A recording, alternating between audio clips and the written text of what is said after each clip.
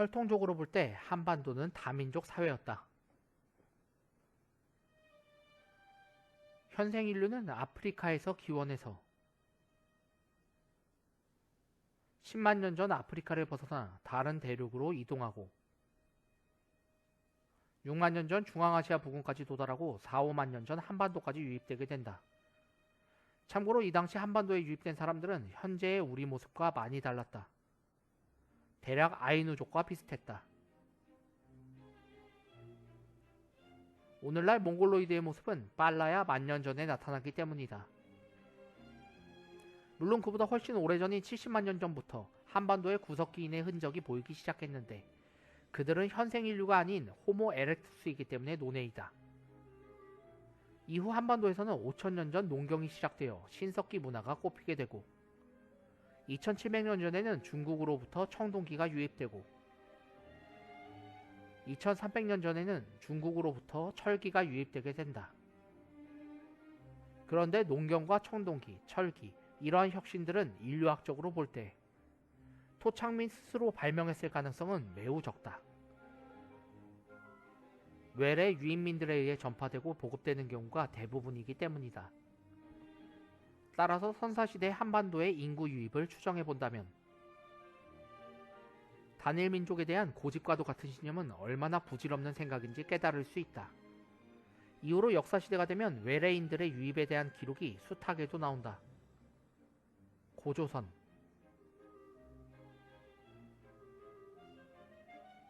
진안 교체기 당시 수많은 중국 유민들이 유입된다. 당시 고조선은 총 인구가 20만 명 정도로 희박한 상태였는데 이때 중국에서 수만 명이 유입됐을 정도였으니 우리 민족의 기원으로 삼고 있던 고조선 당시에만 해도 벌써 수십 퍼센트 정도로 많은 외래인들이 살고 있었던 것이다. 고구려 우리 역사상 고구려만큼 외래민족의 비중이 높았던 왕조도 없었다. 고구려, 부여, 옥저, 동해 등을 모두 부여계로 합쳐봐도 중국 유민, 낭랑, 말갈, 거란 등의 인구보다 많았을지 의문이다.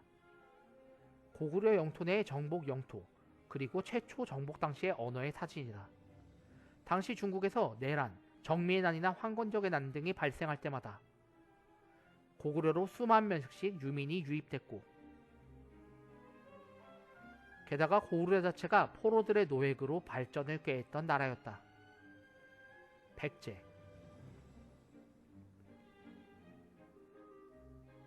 지배층은 부여계, 다수의 토착민은 마한계, 벌써 사회계층 구성부터 이원적이다. 여기에 4세기 초 낙랑과 대방이 무너지면서 수많은 유민들이 유입됐다. 당시 낙랑 대방과 가장 친했던 나라가 백제였기 때문이지. 북사에 따르면 여기에 고구려인, 외인까지 섞여 살았다고 한다. 신라 신라는 굳이 따지지 않더라도 이미 가야를 정복함으로써 가야 출신들이 많았고 물론 가야인은 신라인과 같은 사망계통으로 취급받을 수 있어. 통일국가를 이루면서 여러 민족을 흡수했다.